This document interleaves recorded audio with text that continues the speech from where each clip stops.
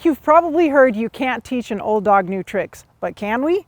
Kids instinctively know how to pick themselves up and try again until they figure it out. So why do we grow out of tenacity? And can we teach our kids to learn and maintain their perseverance? What can the old dogs learn from these young pups? Let's talk to some people who are committed to teaching just that today on Hometown.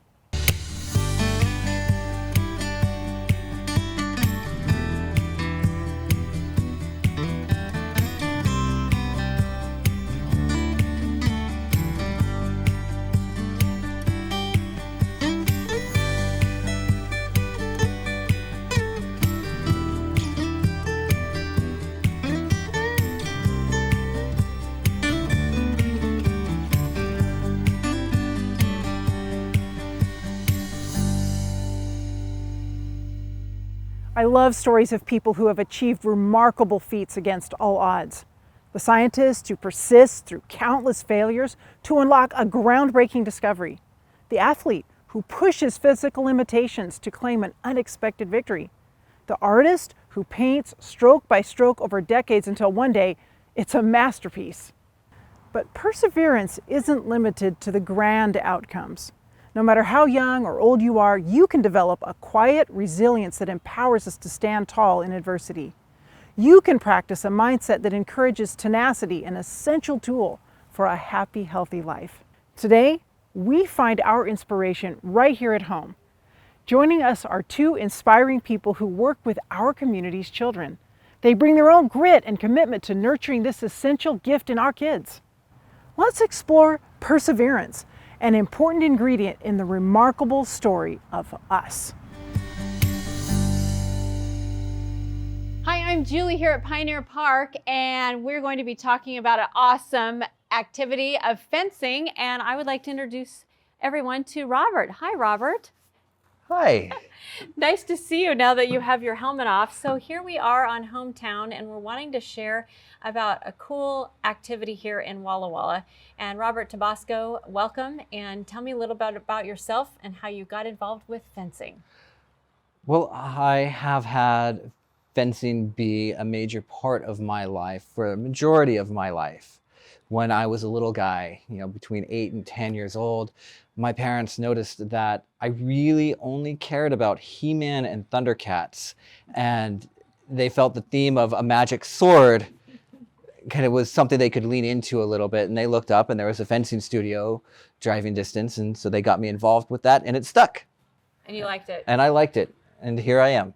That's awesome. So you've been fencing all your life? I've been fencing all my life, in varying degrees of intensity, depending on what my circumstances were. So tell me about being in high school and fencing. What was it like for you going through adolescence and having an activity like this? It was great. There's something that's not necessarily referenced a lot, but while you're growing, you have 3 aspects that are constantly changing: your strength, your speed, and your coordination. You could be a 12-year-old that's really fast, and then you have a growth spurt, and your feet are, an inch larger. Size 14 suddenly. Yes, yeah. And then you're not as fast. Yeah. You have to relearn how your body works with every little stage that you do. And while you're in those times of rapid growth, it's great to have a physical activity just to help you relearn and stay comfortable in your body as it's growing and changing. So as we talk a little bit about this today, tell me a little bit about resilience, what you've learned with fencing. Well, fencing is a sport where you really need a lot of resilience, and it will pull into your emotional resilience. Because why? You're tired, or you're anticipating what the next person's going to do? No, not necessarily. So the swords will break before you hurt the other person. And they will break without any sharp edges, even though they're metal. So we are sword fighting without worrying about hurting somebody else.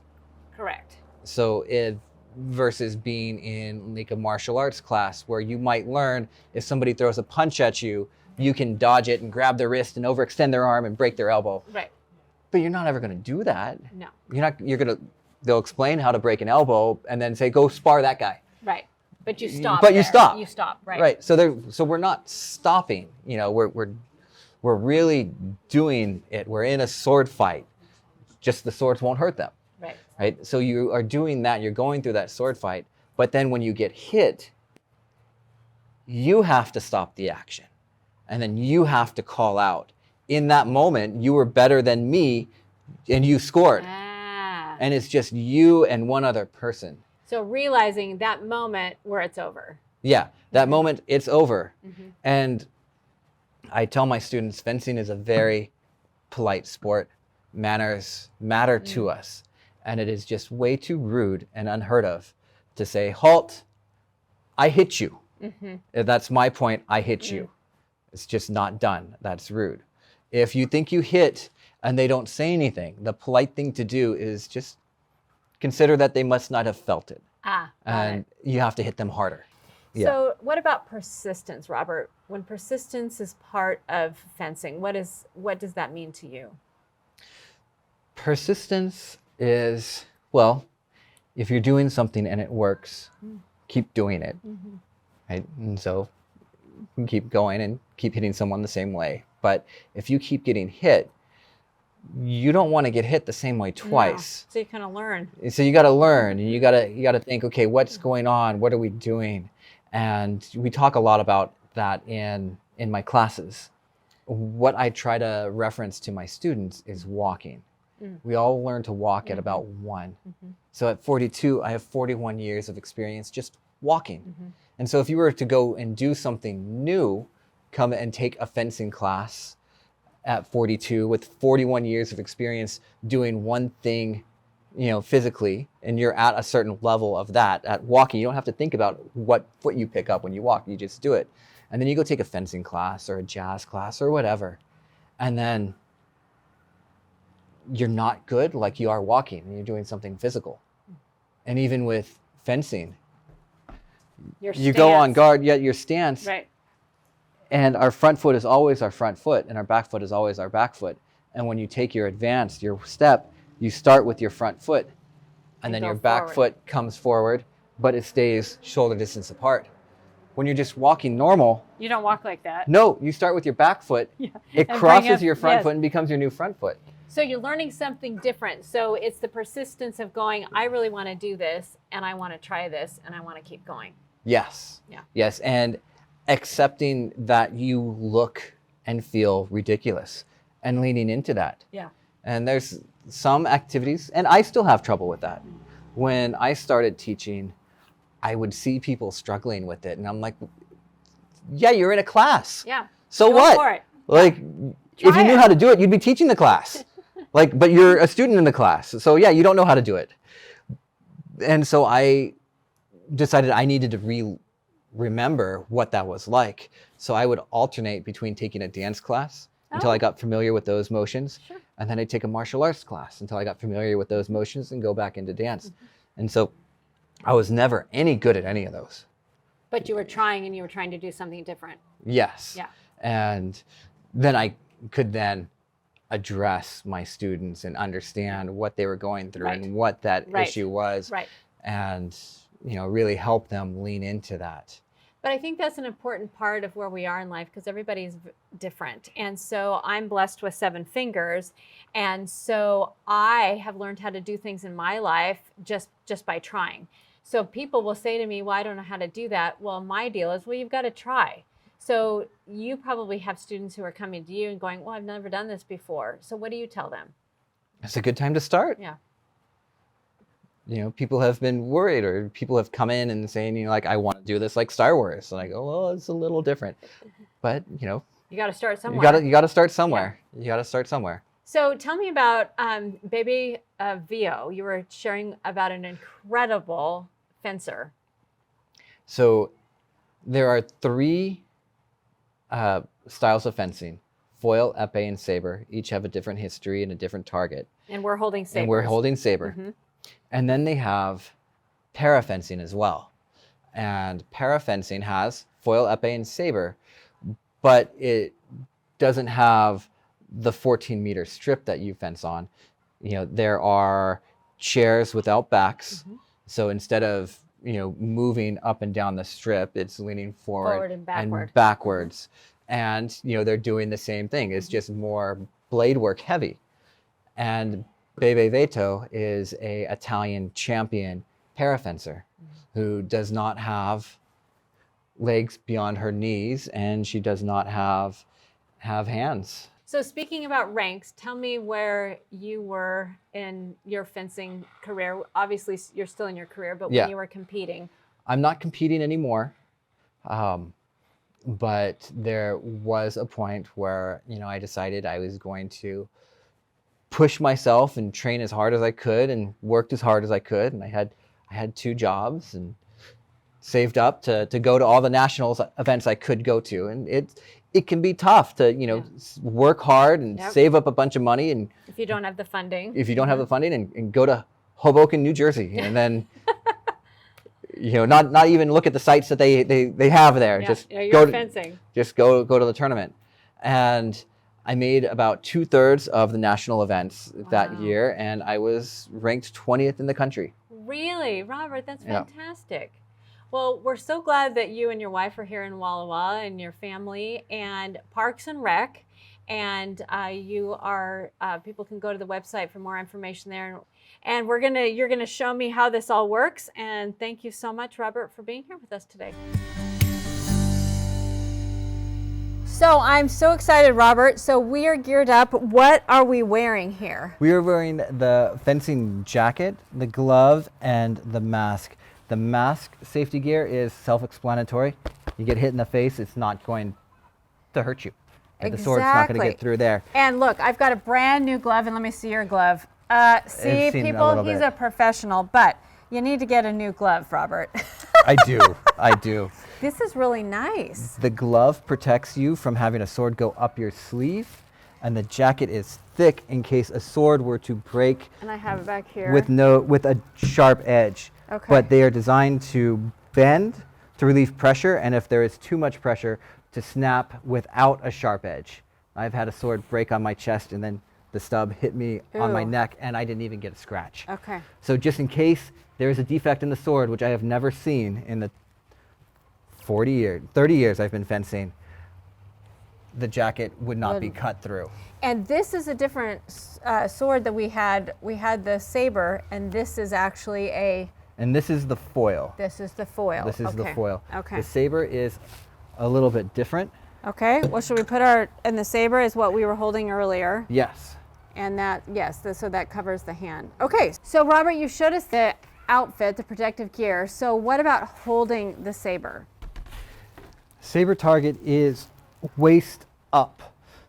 So your body here, your head, your arms, and your hands are target. And you hit with the flat of the sword. It comes from how you would sword fight on horseback. So because the target is here to here, we have our hand low and our point up high. And so you have a wall here. You can be attacked really from your left side, from your right side, and from your head. So we go on guard protecting our right side because it's closest to our own attack here. And so to make sure that any attack coming from this side doesn't get you, we don't hold our sword in the middle where we have to worry about going in all 3 directions. We just close off one of those directions. So hand at your hip to the outside of your hip and point at eye level. So you know any attack coming this way won't get you. If an attack's coming this way, you roll this curved portion of the bell, which protects your hand because it's still target, over to face where that blade is coming at you, and still hand at your hip, point at eye level, so you have a wall of your steel here for that blade to hit here. And if it's coming down at your head, you lift your bell up to just above eye level, so an attack coming down here will get stopped here. And you want your elbow in towards your body here, because if you stick it out, could just get hit right there. And we really want to try and lift that bell up versus just going into the position. If we were to just do this, we would just be drawing a rainbow over their attack, but we want to meet it and close that line, is what we say. So on guard, parry number 4, parry number 5. and this is actually 6. So 4, 5, 6. So can you show us something that incorporates all of that you just shared with us in some pattern, or I don't know the correct term to use. So, okay. Can I use you? Sure, yeah, sure. So this is a saber parry drill. Okay, So go ahead and go on guard with your feet. okay, so I'm on guard with my feet. Show where I'm going to cut. Okay. You're going to be in that position. Okay, there, And then I'll cut. okay, And I show where I'm going to cut. and then I come here. Right there. Okay, 1, 2, So- 3, got it, okay, And then I'll show where I'm going to cut. and then I come up there. Right. Okay, And so a parry drill. woo! Hey, Right. got it. Good job. Got it, thank you. Robert, thank you so much for the demonstration today on fencing. You're welcome. And if you would like to learn more about fencing, go to Parks and Recreation website and show us how to end, Robert. Salute. Point your saber up, and then swoosh. And swoosh. Bye. All right, hi, Jen. I'm so glad to be chatting with you today. This is Jen Jordan, and she is working with the Children's Museum here in Walla Walla. What's your official title? I'm the president of the board. A great title and a lot of responsibility. Well, I've loved the Children's Museum for probably about as long as it's existed, I think, because my oldest child is going to be turning 20 this year. So when did it start? 2004. Yeah, that would be about right. And just loved going there. It's still a great place. But how did you become acquainted with it? The then president was retiring. So it was my second meeting because we would alternate, my husband and I. So every month it would Every other one you would go. right, because we have small children at home. And he said, "Okay, it's your turn to go." And it was my second meeting. And the board was like, "Okay, well, we need a new president. Who's going to do it? Would you like to do it? You have experience with business. You know about children. You helped with the website." So, No way, you just jumped in. my Okay. second meeting. I love it. Yep. So that makes me think about, what kind of a person you are that you would just be like, yes, I'm in there and I'm going to do it. Give me a little bit more about your background, because it's kind of varied, right? Yeah. I got my master's degree in education with a focus on technology in the classroom. Okay, yeah. So once I got my master's, I was in the classroom for a little while longer, and I said, you know what? I think it's time to take a break and do my own thing. So I became an entrepreneur, and I started doing a short-term rental management company in Philadelphia. Around that time, I got married, and my husband joined the team. So he and I were working together, running the business and really scaling it. At one point, we had about 80 properties. So it was really bustling. Yeah. And then COVID happened. Ew. Yes, so tourism and vacations and hospitality kind of took a pause. Absolutely. So my husband said, I need to go back into marketing and do something that's varied. We can't both be in the same industry. We both can't have the same business. Makes sense. So we need to diversify our When family. something happens, there's still somebody with an income. Yes. Yeah. So he was applying all over, and we moved to Walla Walla. He got a job opportunity here. That feels just so courageous to me. Seriously. I know I lived, my family, we all transported to the East Coast to Tennessee for about 6 years. And wow, that was such a huge cultural change for us. So I can only imagine. Yes, a huge cultural change, and also just a different location, and it was very. The weather's different, everything. the landscape's different. Yeah. And we came during a time when things were closed. When did the museum open? How long did it remain closed during that era? I don't quite know, Okay. but we started going around 2020, end of 2021, I think. That sounds about right, when Yeah. things started opening up. So there are some things that are very appealing about the museum that would draw you to it with young kids. Let's talk about some of that stuff that's just great there. Yeah, so at the museum, there are tons of exhibits. We have a kitchen, a little medical room, which rotates between a dentist's office or a doctor's office or a veterinary clinic. Then we have another rotating exhibit we had at one point. it was like a farm Yes. themed exhibit. And then we had was more of a grocery store, and now currently it's the bug room. So it kind of rotates out. That's great for kids. Oh, they love bugs. It's Bugs amazing. and bees. We have a room that has trains and large blocks to build. There's a teepee that Wild Horse Casino donated the funds to have that exhibit, and also the large teepee outside. Yes. And it is a regional teepee from this area. Yes. So I think that's very cool. Then we have a toddler room for smaller children with a rug and a shatterproof mirror, very low so children can see themselves. We have an interactive board where children can, buckle buckles or tie ties or zipper zips or ring bells or lock door, like do like a little lock. Yes. So we have one of those, and we have like a little car they can play in, and we have a mirror room where they can experiment and play with mirrors. And we have a few funhouse mirrors and a kaleidoscope where they can interact with a large scale kaleidoscope. We have a light room where it's a light bright, so there's the pegs that go in, So they can do their artwork with lights. and it's a black light. So if you're wearing something that's fun, you see yourself glow. Yes. And then the outdoor space, we have a large yard. We have a fire engine where the kids can climb in the cab. And everyone loves a fire engine. They do. Yeah. And we have a firehouse with all of the fire gear, from the helmets to the gloves to the coats. And we have a sand pit, which is a huge hit. In the summer, we have a shade Over it. Yeah, Yeah. just to help with Sure. the heat. Because it gets pretty warm here in the summer. Yeah. We have a boat, we have a playhouse, and there's a couple tractors around that kids can go in the field and tractor around. And I love it. we also have some misters too, which help Sure. in the summer. And while the indoor space is very helpful when the weather's yucky, the outdoor space is great too. Not everybody has a big yard, and to be able to just go there and play and have so much to play on and with, really, really cool. So obviously the Children's Museum is, all about getting kids together, and it's about play. What's so important about playing? So children of a young age and of any age work things out when they're playing.